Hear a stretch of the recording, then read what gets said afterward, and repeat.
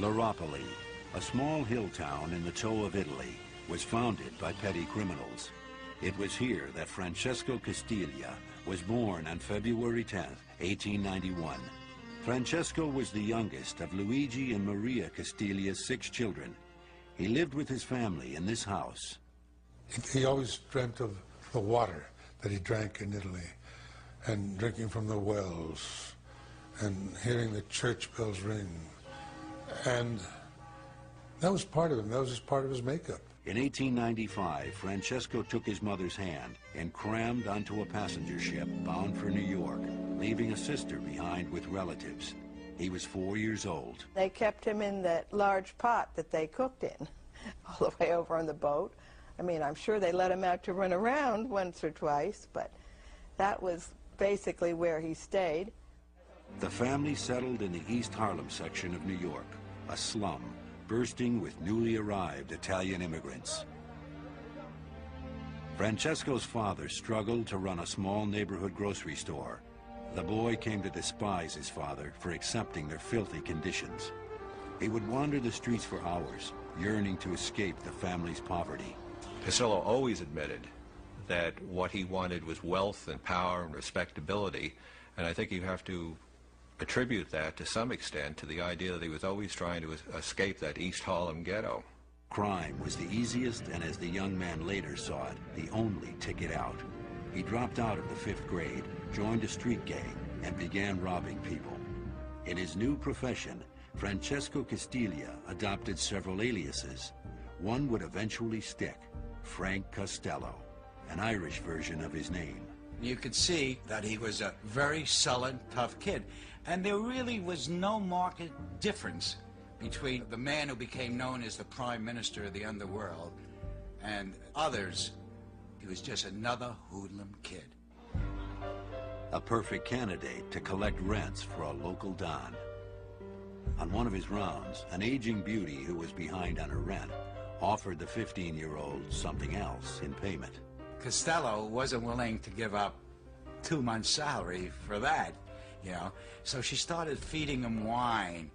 And he says, as he was drinking the wine, her hair became longer and silkier, longer and silkier. Costello lost his virginity, then failed to turn in the rent money. His boss beat him up, a painful lesson that became a metaphor in Frank's future business dealings. He would send out a message after talking to the guy. He says, oh, her hair is getting longer and silkier. And everyone would know what it means. That, you know, I'm not going to go near this proposition if the world came to an end. Several years later, when Costello was 23 years old, a friend introduced Frank to Loretta Geigerman. Bobby, as her friends called her, was a pretty brunette, outgoing and Jewish. She and Frank, a Catholic, fell in love. After a courtship of several months, on September 23, 1914, an Episcopal minister from St. Michael's Church married the couple in the Chapel of the Angels. Bobby was only 15 at the time. The honeymoon ended several months later when police arrested Frank for packing this gun. The judge sentenced him to a year in prison. It was a sobering experience for Costello. He vowed never to carry a pistol again. He would make his way through life by his brains, not by a gun. Just after World War I, Costello hit on his first business scheme, a toy novelty known as a punch board. It was a craze sweeping New York at the time. You just take a little needle and punch out a little piece of paper, and if you opened up the piece of paper and it said, sorry, you lost, it was too bad. If it said you won 25 cents, whoever gave you the punch bowl would have to give you the 25 cents. Costello and a partner not only made the punch boards, but also the Cupid dolls that won as prizes. Within a year, they had earned $100,000. Then they tucked away their earnings and declared bankruptcy, bilking creditors for $14,000. Costello learned how to capitalize on more gambling schemes from a master, Arnold the Brain Rothstein. Rothstein ran a bookmaking empire and was New York's most powerful racketeer. The Brain protected his gambling empire through Tammany Hall, the democratic machine that controlled New York City government.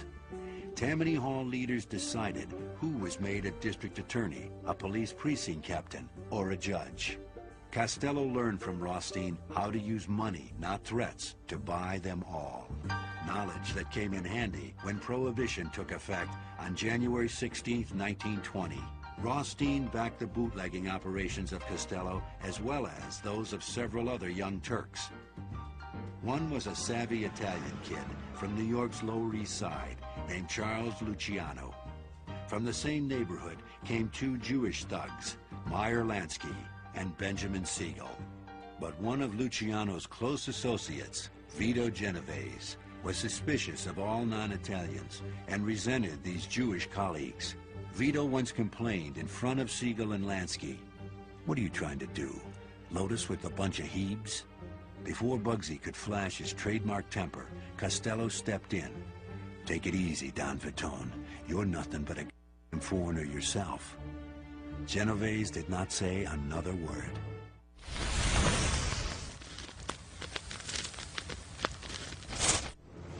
Costello emerged as a bootlegging innovator. He was the first to use seaplanes to protect his liquor shipments from hijackers. And he was a shrewd organizer. From his headquarters at Lexington Avenue, Frank ran his rum-running operation like a Fortune 500 company, staffing different departments like distribution, bribery, and intelligence. Once, when he learned icy weather had wrecked one of his shipments, Costello remarked, "Too bad I can't buy off the icebergs." Only 34 years old, Costello was on his way to becoming a multimillionaire. Then the law finally cracked down. In December 1925, the New York Times announced the Coast Guard had smashed a $40 million liquor ring. 2 years later, in 1927, Costello's trial ended in a hung jury. "I hung it," Costello reportedly said. Later that year, Frank took Bobby and a friend to Laropoli, where he visited a sister who had stayed behind. Word of Costello's success in America had preceded him. The whole town lined up. I mean, it was a very poor town. And here was this son of Laropoli coming back to make the town whole again, or rich again. And someone would come up and his sister would interpret, and she would say, "This woman, she has 4 children already, and a 5th is on the way. They have no money." She said, 3,000 lira. They want to rename the town after him. But he said, no, that'd be too much. He said it was a marvelous experience going back to the place where he was born and having the whole town indebted to him. The boy who had left in a cooking pot had returned a wealthy man. His relatives had no idea Costello was about to play a crucial role in the rise of the American Mafia. Organized crime operates on one supreme commandment. No one person is above the organization. The organization is always supreme. There never was anything subtle about the way a mob performed a hit. Hits were meant to send messages. They're never done accidentally. They're never done solely out of revenge. They're never done for any casual reason. It's business. Nothing personal. Strictly business.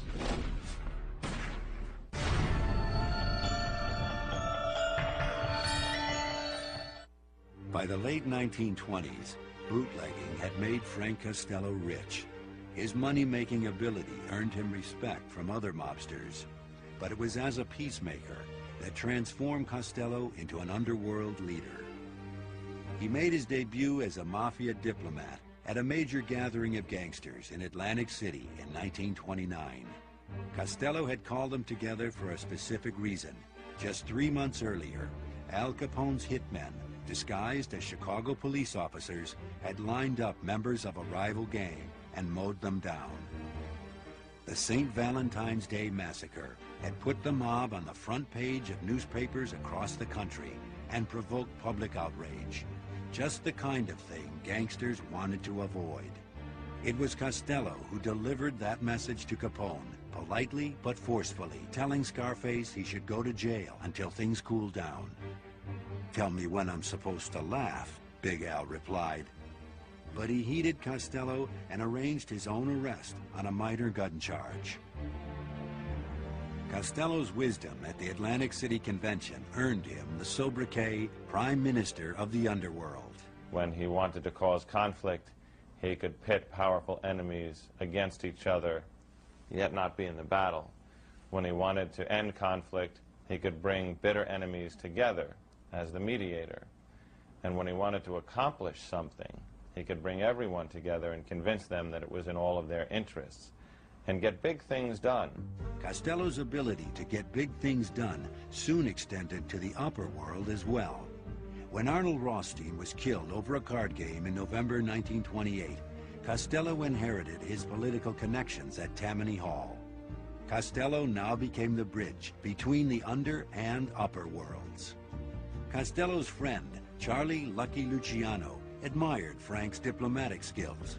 Frank became one of Lucky's most trusted advisors when Luciano organized a National Crime Commission in 1931. Lucky also set up his own crime family, with Costello as a senior aide. Though Frank played a crucial role in the newly organized Mafia, he had his own money-making enterprise, which he kept separate: gambling. Costello and a partner put a slot machine in every candy store, small bar, and grocery store in the New York area, 5,000 in all. Costello also took over Rothstein's bookmaking empire. The bookie operation and slot machines were illegal, but the Prime Minister knew how to get around that formality.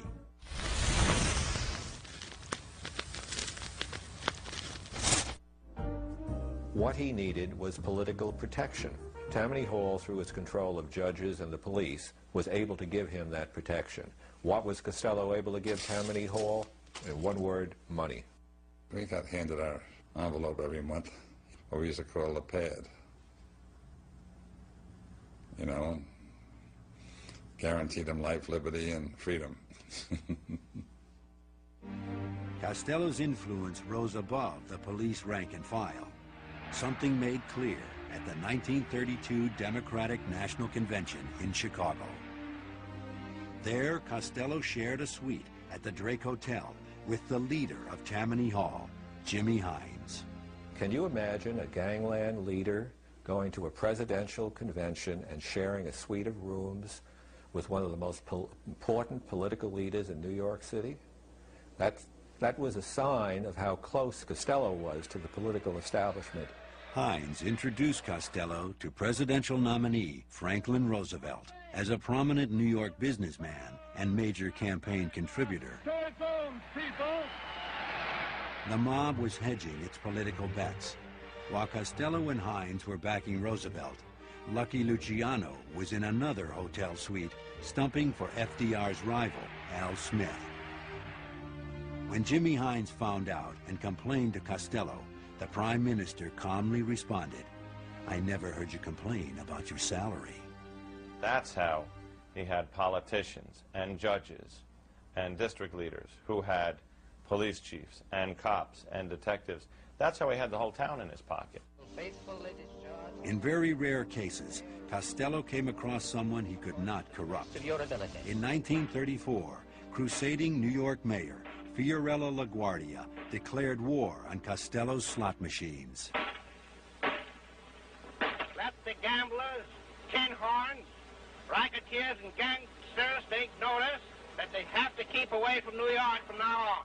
It was a major economic blow to the self-proclaimed king of slots, until a Louisiana senator named Huey Long offered help. Costello had met the Louisiana Kingfish during a party at Frank's Long Island Country Club. Long was drunk. Huey was in the men's room, and the only urinal was being used. So he try to fly between the guy's legs. His aim was not too good. They started to beat up on him pretty good. Summoned by a bathroom attendant, Costello saved the senator in the nick of time. The two eventually became friends, a relationship that was about to pay off for Costello. The gangster and the senator stood arm in arm at the window of Long's New Orleans penthouse. Long invited Frank to bring his slot machines down south. Frank is thinking to himself, he said to me, maybe I know something he doesn't want anybody to know. He's got his arm around me, but I put my arm around him. If I'm going out the window, he's going to go out with me. And Huey Long said, you see all that out there? Anywhere you see, whatever you want, you've got. The slot machines were illegal, but the senator made sure no one touched Costello's. With the money from his gambling operations flowing in, Costello and Bobby moved into an expensive Manhattan apartment building, the Majestic, on Central Park West. The couple could not have any children. Bobby tolerated a mistress Frank kept named Thelma Martin, whom he put up in a Fifth Avenue apartment. Frank thought his mistress was playing around, so one day he bought a telescope and began peering across Central Park into her apartment. He did it for about 20 minutes, and he said, what am I doing? And he stopped. He said that was the thing he was most ashamed of. Another thing that embarrassed Costello was his voice. When I met him, he had a funny voice. He had a voice that talked like that, you know what I mean? He said, "Hello, Tony, how are you?" Costello's hoarse voice was the result of a botched operation to remove polyps on his throat. Frank joked, "I went with the wrong doctor." What he lacked in voice, Costello made up for in affability. It's like Kipling's poems. He could walk with kings but not lose the common touch. He was just as good at a card table with 4 or 5 wise guys as he was with judges, politicians, a senator. Frank's style could not have been more different than that of his rival within Lucky Luciano's crime family, Vito Genovese. I was looking at him pretty hard when he turned to stare upon me, and he frightened the I mean, he caused me to really jump out of my skin. You knew just from looking into his eyes that he could destroy you without any regrets.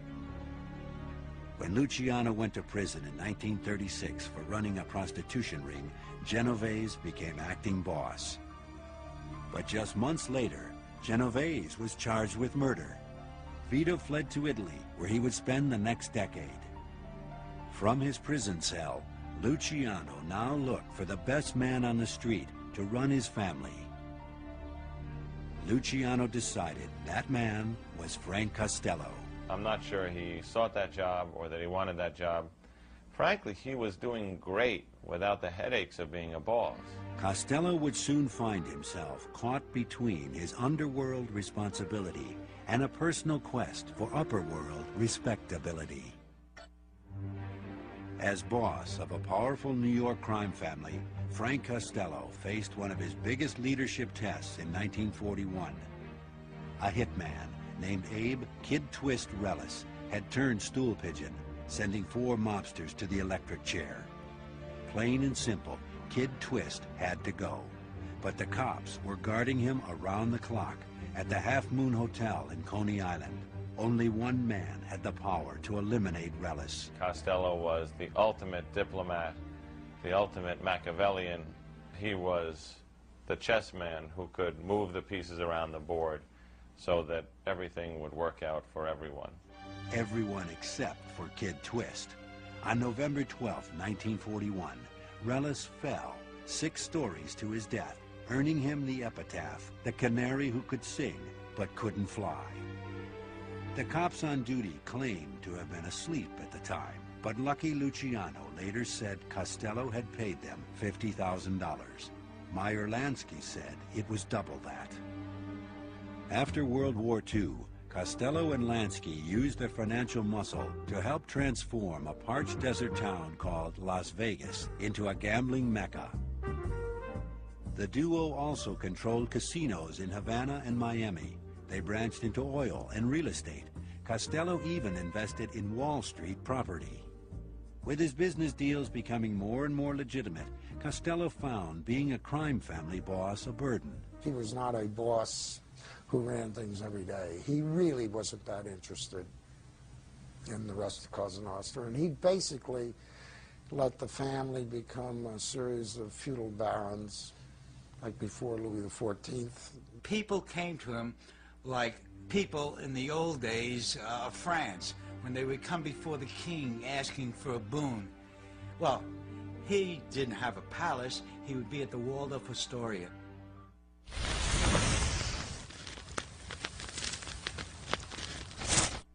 Costello projected a regal image. He wore expensive tailor-made suits, would only smoke English Oval cigarettes, 2 to 3 packs a day. I said, who do you think you are? What do you think you are? And he said, a sportsman. He liked to live the kind of life that emulates old English money from the countryside. He tried to translate that into an urban gangster's existence in New York. Something reflected in Costello's unwavering daily routine. He liked to call himself Mr. Schedule. He got his own breakfast most of the time, and then he seemed to walk over to the Central Park Zoo to watch the animals being fed in the morning. He went each day to the barber shop at the Waldorf to get a manicure and a trim. He had lunch each day somewhere in one of the finest Midtown restaurants, and then would go to the track. He would then go to the Biltmore, where they had a very good steam room. We loved steam rooms. Evenings would generally find him at one of his favorite restaurants. Late at night, in a sentimental mood, he might go to Monsignore, where he liked the strolling violinists. And then it was back to Central Park West. At their country home in exclusive Sands Point, Long Island, Frank and Bobby would relax on weekends. There, Frank kept a horse and played golf at his country club.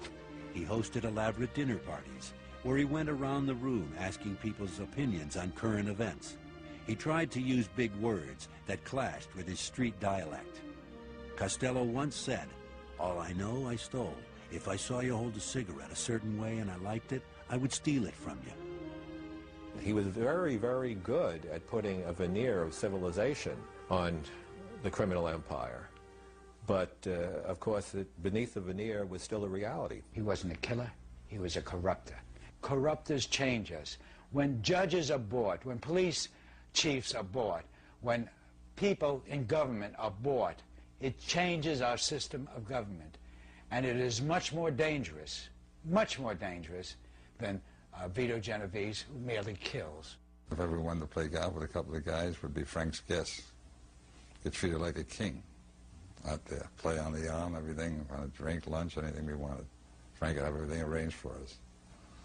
So you couldn't, now you're turning your back on that kind of a life, right? In 1943, Costello arranged for a judge named Thomas Aurelio to be nominated to the Supreme Court of New York. When Aurelio phoned Costello that night to profess his undying loyalty, the Manhattan District Attorney's Office was listening on a wiretap. Costello told Aurelio, "Listen, when I tell you something's in the bag, it's in the bag." Every New Yorker understood when it came to politics that, yeah, okay, the game is rigged. You know, nothing is on the up and up.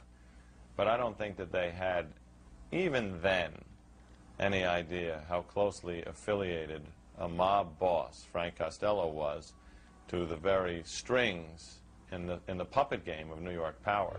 They found out when the incident exploded onto the front pages. Aurelio was still elected to the Supreme Court, but Costello later complained, "I can't even get a parking ticket fixed with him." Costello's notoriety made him unwelcome in some circles. A former bootlegging partner, Joseph Kennedy, who became ambassador to Great Britain, turned his back on Frank. In 1947, plagued by depression and insomnia, Costello did something few, if any, mob figures ever did. He went to a psychiatrist. He was depressed because despite all the wealth he had accumulated, all the power he had, he wasn't as respectable as he would have liked to be. You know, what could you say to someone like that? I don't envy the psychiatrist, because he really would have to tell him, if you want real respectability, get in another line of work. Instead, the psychiatrist advised Costello to widen his social circle, to become friends with nice people. When Costello met Santha Rama Rao at a party on Long Island, the 24-year-old was just beginning a writing career. I told some of my friends that I'd met this rather charming older man at a house party, and his name was Frank Costello. They were all, first of all, horrified. How could you make a date with Frank Costello? And the second question was, when do we get to meet him? Rao introduced her friends to Costello at a cocktail party in his honor. There was one friend of ours who was a stockbroker, and he was very disapproving. And Frank saw this look of disapproval on his face and asked him what he did for a living. Ben replied that he was a stockbroker, and Frank said, "Oh, then we're in the same business. We both gamble with other people's money." And from that moment on, I knew we were going to be friends. The novelist and the mob boss often lunched together at the Waldorf. He wanted in some way to make up for what his life had been. I had very strongly the feeling that he wanted a different kind of life from one that he'd led. In mob terms, he was probably a little too nice a guy. Sooner or later, he was going to be pushed out of the way by somebody who was more violent. That someone was Vito Genovese. In 1946, Genovese was extradited from Italy to face the murder charge he had fled. When prison guards found the star witness dead in his cell with enough poison in him to kill 8 horses, the charges were dropped and Vito was a free man. Slowly, he began to undermine Costello's power so that he could take over Luciano's crime family. In this emerging power struggle, Costello tried to show Vito how much influence he had in the upper world. He gave Genovese a seat of honor at an unusual function he hosted in 1949. Costello had been named vice chairman of a Salvation Army fundraising dinner. The Prime Minister hosted the $100 a plate event at the Copacabana Club he secretly owned. The guest list included 8 judges, several congressmen, and the Tammany Hall brass. Reporters got wind of the party and had a field day. A newspaper account quoted one socialite as saying it was a marvelous affair. I've never met so many judges in my life. As Costello's extraordinary political influence became evident to the press, he appeared on the covers of Time, Newsweek, and Collier's. He was called America's #1 mystery man. Costello was about to be forced into the harshest spotlight of his life, one that would unmask him in front of the entire country and thwart his dreams of gaining respectability. Solemnly swear the testimony you give this committee will be Frank Costello's lifelong quest to gain the public's respect came to a final and humiliating end in 1951. He was subpoenaed to testify before Tennessee Senator Estes Kefauver and his investigative committee. The committee was capping off a 14-city probe of organized crime. Its final stop, New York City, and its most notorious witness, Prime Minister of the mob, Frank Costello. The senator's questions went all the way back to Frank's bootlegging days. I bought liquor and sold it, but I didn't directly myself. And when you did that, you broke the laws and flaunted the Constitution, did you not? Well, I didn't call it that, yes. You call it that? Yes. Do you realize, with me and all good citizens, that there can be no qualified allegiance to the Constitution of the United States? Well, I wasn't the only one, sir. I didn't ask you that. You're the only man I'm questioning now, sir. Because Costello's attorney asked TV cameramen not to show his client's face, they focused on what became known as Costello's hand ballet. You had picture after picture of Costello nervously crumpling a handkerchief in his hands, rubbing his sweaty palms together, combined with his very, very hoarse voice, seemingly coming from a disembodied Costello, led everybody to think, and I think quite properly, that the man was guilty as sin. Have you always upheld the Constitution and the laws of your state and nation?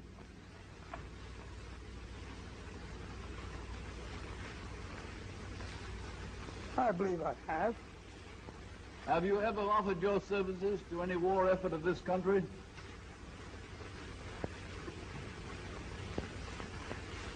No. Bearing in mind all that you have gained and received in wealth, what have you ever done for your country as a good citizen? Paid my tax.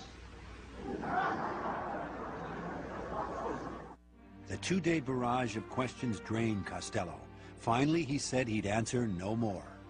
You refuse to testify further? Absolutely. I'm not going to answer another question because I'm not under arrest and I'm going to walk out. And he did. Costello was cited for contempt. His worst fear was realized when he was unmasked for what he was. You know, a mafia leader in disguise, uptown. The contempt charges got Costello an 18-month sentence. For the first time since 1915, he was going back to prison.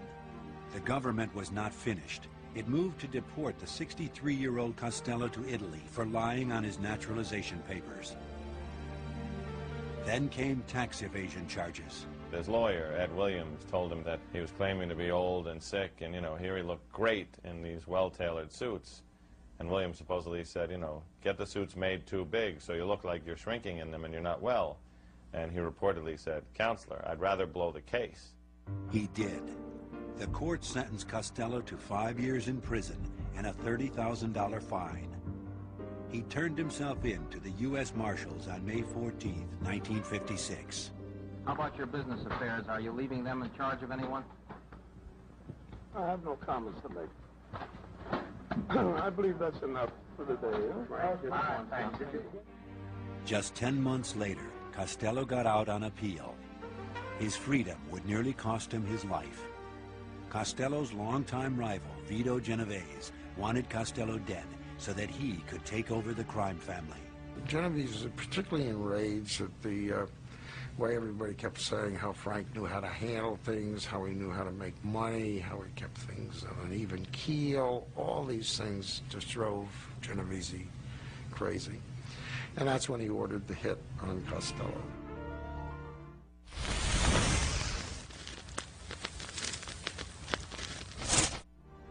May 2nd, 1957. Costello spent the evening at Monsignore restaurant with his wife and friends. They included Phil Kennedy, who managed a modeling agency, and John and Cindy Miller. John was a gossip columnist for the National Enquirer. His wife was pregnant at the time, and Costello patted her stomach for good luck. Frank later became godfather to Cindy's second child, John Jr. He did not want to go back to prison. He did not want to be sent back to Italy. He was intensely patriotic. Frank was very worried. In what was becoming a new facet of his daily routine, Frank cut short his evening to go home and phone his lawyers. Frank shared a taxi with his friend Phil Kennedy around 11 p.m. As Costello's taxi pulled up to his apartment building, a hulking figure emerged from a limousine, rushed into the lobby, and waited. He was Vito Genovese's bodyguard and chauffeur, Vincent the Chin Gigante. Vincent the Chin pointing straight at Costello with his arm stretched out like this, with a gun in his hand, says, "This is for you, Frank," and fires. He was 6 to 12 feet away. Costello staggers, blood flows from his head, and he starts to sink to the floor. Gigante runs, certain that he's killed him. The bullet grazed the top of his fedora, separating the brim from the body of the hat and causing a graze wound across the side of Costello's skull. Frank put his hand to his head, and he saw the blood, and he later remarked to somebody he thought the bullet might still be in there. Phil Kennedy appeared and hailed a cab, and Kennedy said Roosevelt Hospital and step on it. The cab driver spoke to reporters the next morning. Who was in the cab? Frank, I recognized Frank Costello because the fellow said, Frank, he says, don't worry about it. He says, we're taking him right to the nearest hospital. And so I turned around and I looked and I says, aren't you Frank Costello? And he says, yeah. So I said, mind your own business. Who said that? The Kennedy. While doctors treated Costello, a detective found slips in his pockets that showed casino earnings at the Tropicana, evidence of the mob's hold on Vegas. Evidence that would come back to haunt Costello in his tax evasion case. When the cops questioned Costello after his release from the hospital, he refused to tell them who had fired the bullet that nearly killed him. "I don't know who could have done it," Costello maintained. "I haven't an enemy in the world." Vincent Gigante went into hiding, but turned himself into police a month later. Vinny, did you give yourself up because you were afraid? No, you're crazy. Costello knew that Vito Genovese was behind the shooting, but Costello did not want to go to war. When he got shot in the head, he literally said, "Why do I need these headaches?" Rather than start a war and tear apart this mob, these families that I worked so hard to put together, to bind together, to have diplomacy among, I would rather step out, relinquish my own power, than to tear this apart. Costello demonstrated his loyalty to the mob, even when it involved the man who had tried to kill him. At Giganti's trial, Frank refused to identify him. Giganti was found not guilty. Giganti walked across the courtroom, stuck out his hand, said, "Thanks, Frank," and Frank Costello took it. I think this was Costello's way of saying to Genovese, "All right, I'm alive, I'll move out, you're now the new leader," and it was his way of making a public resignation. Even though Frank had retired from the mob, Genovese was still suspicious of him and his closest ally and street muscle, Albert Anastasia. On October 25, 1957, at the Park Sheraton Hotel, as Anastasia leaned back in a barber's chair for his morning shave, Vito's henchmen gunned him down. Back at the Majestic, Costello's attorney found his client with Anastasia's brother. They were sobbing. Costello said, "This means I'm next." Before that could happen, a court reaffirmed Costello's conviction for tax evasion. The Prime Minister was shipped back to prison to finish out his sentence. Vito Genovese was about to join him there, bringing their lifelong feud to prison and nearly causing a riot. In 1959, Frank Costello brokered the most important deal of his life. He had spent a year in the Atlanta Federal Penitentiary when his bitter rival, Vito Genovese, became his fellow inmate. Genovese had been convicted of drug trafficking and sentenced to 15 years. Their feud threatened to escalate into a full-out prison war. Costello arranged a prison sit-down with Genovese and worked out a truce. True to form, the Prime Minister had set aside his true feelings for Genovese in order to play the diplomat. He hated Genovese, though. He said, "That son of a," he says. "He tried to put me down. You try to put me down, you better put me down." Costello got the ultimate revenge. Genovese would die behind bars a decade later. Costello's sentence, on the other hand, came to an end on June 30th, 1961, but he still faced a deportation hearing. Frank, during those years in Atlanta, did you sit around making plans, do a lot of thinking? I'm always thinking. About what, Frank? How do you feel about this deportation thing, going back to Italy? Well, I don't want to make no comments on it now, especially you understand. Would you rather remain in this country? Naturally, I would. And if you stay, what do you plan to do? I'm retired. Costello would not have to go back to Italy after all. The U.S. Supreme Court threw out the deportation order against him. Costello resumed holding court at the Waldorf, where new mob leaders like Charlie the Blade Tureen would seek his advice. The Prime Minister picked up a new moniker he cherished, Uncle Frank.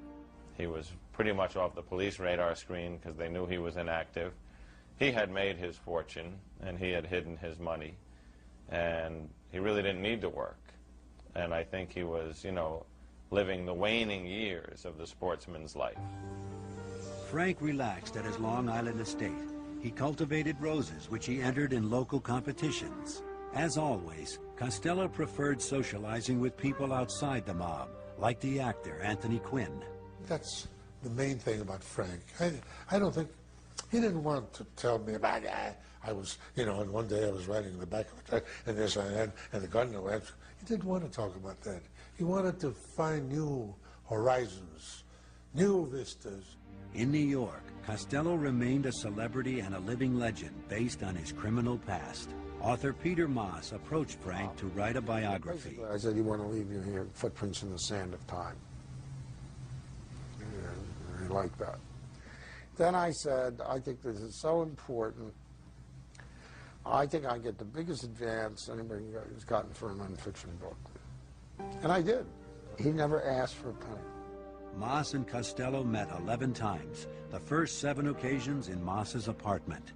Everybody knew who he was. When he left the apartment, I walked downstairs and the doorman turned around to me and said, he said, there's the real Godfather. After a year and a half of discussions, Costello finally consented to writing his biography with Moss. But just 10 days later, on February 18, 1973, the author got bad news. Charlie the Blade Tureen called me and he just said, he's gone, and hung up the phone. I didn't have to ask who. Frank Costello, the Prime Minister of the underworld, had died of a heart attack. At the age of 82, he had found himself. He could say, I know what it means now to be alive, with all its responsibilities and problems. Still, I've earned a good night's sleep. In keeping with Costello's last wishes, his funeral was a small affair. Only 50 mourners, most of whom had nothing to do with the Mafia. He was buried at St. Michael's Cemetery in Queens. As the priest gave a short prayer, his wife Bobby and her brother paid their last respects. Even in his grave, Costello made headlines. A year after his death, an explosion rocked his mausoleum. A mobster named Carmine Galante was behind the bombing. He had just gotten out of prison for narcotics and was about to take over as boss of the Bonanno crime family. This was his message, saying, all the old bets are off. And Frank Costello was the very symbol of the old bosses. He was the symbol of the old ways that shunned dealing narcotics, that said there was a certain code. And this was Galante's way of spitting in the face of the old ways. But as time went by, the mob faced greater scrutiny from law enforcement and more internal strife. Frank Costello's reign as boss would come to be seen as a golden era. I don't think there will ever be another sitting boss who can meet with judges and political bosses and have the kind of unbridled influence. That's something that happened under Frank Costello in New York for just one era. He is certainly the only major figure in the mob who I believe could have been a huge success legitimately. You keep hearing, how smart they are if they'd only taken another road. He's the only one I ever met. He once said in so many words that I'm about gaining wealth, power, influence. And I'm engaged in taking wealth, power, and influence away from those who already have it. By his lights, gangland was the only way that he could do this. And by his lights, he